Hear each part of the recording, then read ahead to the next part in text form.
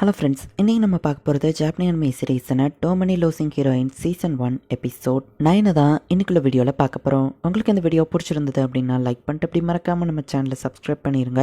இந்த ஒரு எபிசோடில் நிறைய தேவையில்லாத டீட்டெயில்ஸ்லாம் கொஞ்சம் புரியாத மாதிரி கொடுத்துருப்பாங்க. அப்படிங்கிறதுனால உங்களுக்கு புரிகிற மாதிரி நான் மாடிஃபை பண்ணி எக்ஸ்பிளைன் பண்ணுறேன். சரி வாங்க நம்ம இன்னைக்குள்ள கதைக்குள்ளே போகலாம். இன்றைக்கி நம்ம பார்க்க போகிறது டோமனி losing heroine season 1 episode 9.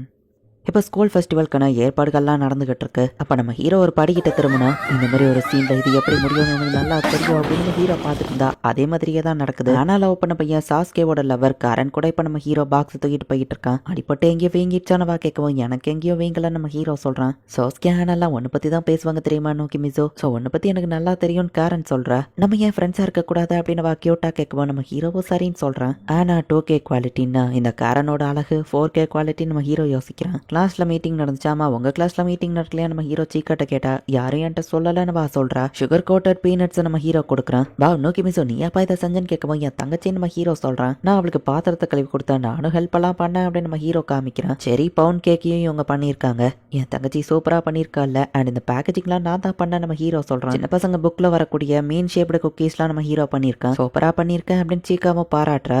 Public லைப்ரரியில இருந்து ரெஃபரன்ஸ்க்கு எடுத்துட்டு வந்த புக்கை திரும்ப கொடுக்கணும் அப்படின்னு சீக்கா சொல்லுவோம். இவ்வளோ புக்கையா எடுத்துட்டு வந்திருக்கா நம்ம ஹீரோ பாக்குறான். புக்கை தூக்கிட்டு போய் நம்ம ஹீரோவும் ஹெல்ப் பண்றா. பார்த்தா அவன் இன்னும் நிறைய புக்கை தூக்கிட்டு வரா. எக்ஸிபிஷனுக்கு நிறைய மெட்டீரியல்ஸ் தேவை அப்படின்னு வா சொல்றா. சரி டிஸ்பிளேவெல்லாம் எப்படி ரெடி பண்ணிட்டியா நம்ம ஹீரோ கேட்கவும் இப்பதான் கொஞ்சம் கொஞ்சமா எழுதிட்டு இருக்கேன்னு சீக்கா சொல்றா. லைப்ரரி ஒட்டி உங்க வெளியே போகும்போது பார்த்தா கோட்டோவும் பிரசிடென்ட்டும் ஒன்னா வந்துட்டு இருக்காங்க, அவங்க படிக்க வந்திருப்பாங்க போல அப்படின்னு நம்ம ஹீரோ சொன்னா. சீக்கா அதை பார்த்துட்டு கொஞ்சம் சோகமாகறா. அவளை சமாதானப்படுத்த நம்ம ஹீரோ ரெஸ்டாரண்ட் கூட்டிட்டு வந்திருக்கான். அவங்க டேட்டிங் பண்றதை பத்திலாம் எனக்கு கவலை இல்ல, ஸ்கூல்ல அவங்க எப்படியும் ஒன்னா தானே இருப்பாங்கன்னு சொல்லுவோம். பட் வெளியே ஒன்னா பார்த்தது உனக்கு ஒரு மாதிரி இருக்குல்ல நம்ம ஹீரோ கேட்கறான். நீ என்ன தப்பா புரிஞ்சுக்கிறேன்னு நினைக்கிறேன், அவங்க ஒன்னா இருந்தாங்கிறதுக்காக நான் மறைஞ்சு வரல, என்னோட ஃபர்ஸ்ட் டேர்ம்ல இருந்தே நான் அவங்க கூடவே தான் இருக்கேன், அவங்க என்ன ரொம்பவே நல்லா பாத்துக்கிட்டாங்க, எனக்குன்னு ஃப்ரெண்ட்ஸ் யாரோ கிடையாது, அவங்க கூட தான் நான் அதிக டைம் ஸ்பெண்ட் பண்ணேன், பட் இப்போ எல்லாம் மாறி போச்சுல அப்படின்னு சீக்கா கேட்கவும் கோட்டா வேணா உனக்கு வந்து ஹெல்ப் பண்ணுவா நம்ம ஹீரோ சொல்றான். நான் மட்டும் பிரசிடென்ட் கிட்ட ப்ரப்போஸ் பண்ணாம இருந்திருந்தா இந்நேரம் நாங்க ஒன்னா சுத்தி இருப்போம்ல, எப்படியா அவங்க கிளப்பை விட்டு போக போறாங்க, நானே தான் இதை தனியா பண்ணி ஆகணும், இந்த ஃபெஸ்டிவல்ல என்னால பெஸ்டா பண்ண முடியும், நான் பண்ணி ஆகணும் அப்படின்னு சொல்லி சீக்கா உட்காந்து ஒர்க் பண்ண ஆரம்பிக்கிறா.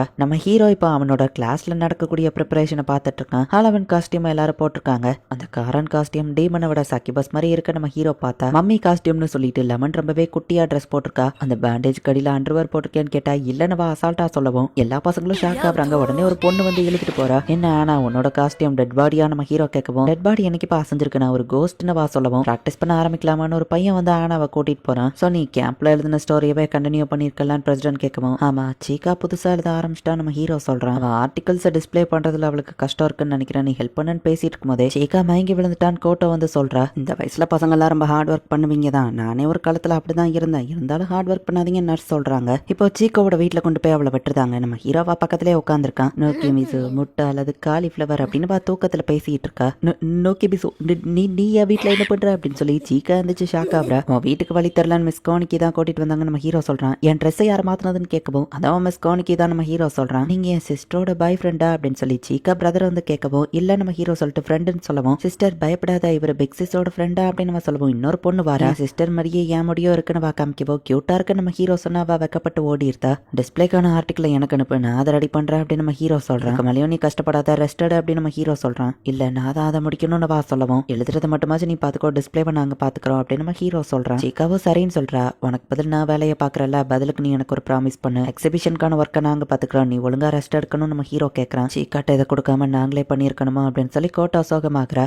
அவ இம்ப்ரூவ் ஆகணும்னு தானே நீங்க ஹெல்ப் பண்ண நினைச்சீங்க, இதுல உங்க தப்ப எதுவும் இல்ல நம்ம ஹீரோ சொல்றான். சீக்கா அடுத்த நாள் காலையில 5 மணிக்கே வந்துட்டு நம்ம ஹீரோக்கு அந்த ஆர்டிக்கலுக்கான ஃபைல்ஸ் எல்லாத்தையும் அனுப்பி வச்சிட்டா.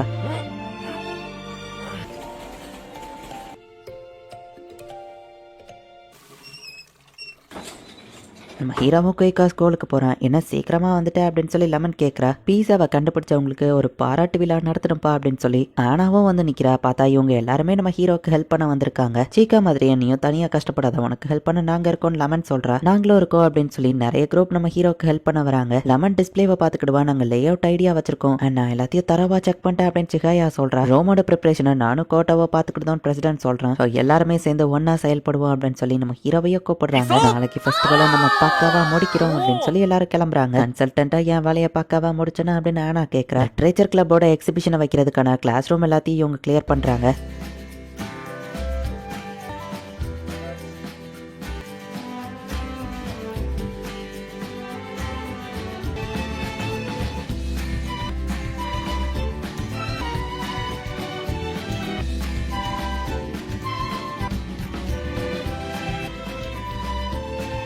ஒரு வழியா ப்ரிப்பரேஷன் முடிஞ்சிருச்சு. நம்ம ஹீரோவும் ஃபோட்டோ எடுத்து அதை சீக்காக்கு அனுப்பி வைக்கிறான். எல்லாம் எப்படிப்பா முடிஞ்சிருக்கு அப்படின்னு ஆனா வந்து பார்க்குறா. ஆக்சுவலி செரீஸ் அப்படிங்கிற ஒரு விஷயத்த நம்ம ஹீரோ ஒரு ஸ்டோரியில இருந்து எடுத்து வச்சிருக்கான். அதோட ப்ரொட்டாகனிஸ்ட் வந்து பார்ல இருக்கிற ஒரு பொண்ணை பார்க்க ஃபேமிலியை விட்டு ஓடி போயிருக்காரு அப்படின்னு நம்ம ஹீரோ ஆனாக்கு எக்ஸ்பிளைன் பண்ணிட்டு இருக்கான். இதாப்பா வந்து சாப்பிடுன்னு ஆனா கொடுக்கவும், நீ உன் சாப்பாடை என்கிட்ட ஷேர் பண்றியா அப்படின்னு நம்ம ஹீரோ ஷாக்கிங்கா பார்த்துட்டு இப்போ அவ கூட உட்காந்து சாப்பிட்றான். எக்ஸிபிஷன் இவ்வளோ சூப்பராக வரும்னு நான் எதிர்பார்க்கல நம்ம ஹீரோ சொல்லவும், இந்த எக்ஸிபிஷன் சீக்காவோட ஒரு லவ் லெட்டர் மாதிரி இருக்குன்னு ஆனா சொல்லவும், நான் இதை அந்த மாதிரி பார்க்கல, அவளோட டெடிகேஷன் அண்ட் மெமரிஸாக தான் நான் இதை பார்க்குறேன் அப்படின்னு நம்ம ஹீரோ சொல்லவும், எனக்கு புரியுது, இந்த வருஷம் சீனியர்ஸ் கிளப் விட்டு போயிருவாங்க, அதனால தானே என்னமா அன்னைக்கு கேம்ப்ல அவ ப்ரப்போஸ் பண்ணிட்டா. இப்போ மூவ் ஆன் ஆயிட்டேன்னு சொன்னாலுமே கூட பண்ண பர்சனை மறக்கிறதுன்னு அவ்வளோ ஈஸி கிடையாது. அந்த ஃபீலிங்கை மறக்க தான் சீக்கா ரைட்டிங் பண்றா, லெமன் ஓடிட்டு இருக்கா. மூவ் ஆன் ஆகுறது உண்மையிலேயே கஷ்டம் தெரியுமா ஆனா சொல்றா. ஒருவேளை சீக்கா பாய் ஃப்ரெண்டை கண்டுபிடிச்சா மூவ் ஆன் ஆகலாம்ல நம்ம ஹீரோ சொல்லவும், யாருக்கு தெரியும் அவ கியூட் தான், அவளுக்கு குயிக்கா கிடைச்சிரும், பட் நீ தான் சிங்கிளா சுத்துவேன்னு சொல்லவும், அப்ப நீ மட்டும் என்னவா, நம்ம கிளாஸ்ல அந்த ஷீனமி அவவா மேல ஒரு கண்ணா இருக்கான்னு நினைக்கிறேன் நம்ம ஹீரோ சொல்லவும், என்னப்போ நீ ஜெலிசா ஃபீல் பண்றியான்னு ஆனா கேட்கறா. டக்கு நம்ம ஹீரோ வந்து ஆனா கிட்ட ரொம்பவே நெருங்குறான். அமைதியாரு அப்படின்னு நம்ம ஹீரோ சொல்லவும், நான் இன்னும் தயாராகல அப்படின்னு சொல்றா. உனக்கு நம்மள ரெக்கார்டிங் பண்ணிட்டு இருக்காங்க, ஸோ வியடா எதுவும் சொல்லிடாத நம்ம ஹீரோ சொல்றான். பார்த்தா அந்த நர்ஸ் சீக்கிரட்டா இவங்களை ரெக்கார்ட் பண்றதை நம்ம ஹீரோ நோட்டீஸ் பண்ணியிருக்கான். இந்த இடத்துலயே இந்த எபிசோட் முடியுது. இவங்க ப்ரப்போஸ் பண்ண பையன் எல்லாருக்குமே வேற ஒரு லவர் இருக்குன்னு தெரிஞ்ச உடனே இந்த பொண்ணுங்கள்லாம் ஈஸியா மூவ் ஆன் ஆன மாதிரி இருந்தாலுமே கூட உண்மையிலேயே அவங்க அவ்வளோ ஈஸியில மூவ் ஆன் ஆக முடியாது. அண்ட் அவங்கள மறக்கிறது ஒன்றும் அவ்வளோ ஈஸி இல்லை அப்படின்னு சொல்லி ஆனா சொல்றான். அண்ட் ஆனாவும் நம்ம ஹீரோவோ க்ளோஸாவே தான் இருந்துட்டு இருக்காங்க. இவங்க ரெண்டு பேரும் லவ் பண்ணுவாங்களா, என்ன நடக்க போகுது அப்படிங்கறத நெக்ஸ்ட் எபிசோட் பார்த்து தெரிஞ்சுக்கோங்க. தேங்க்யூ ஃபார் வாட்சிங். Bye guys. நெக்ஸ்ட் எபிசோட்ல மீட் பண்ணலாம்.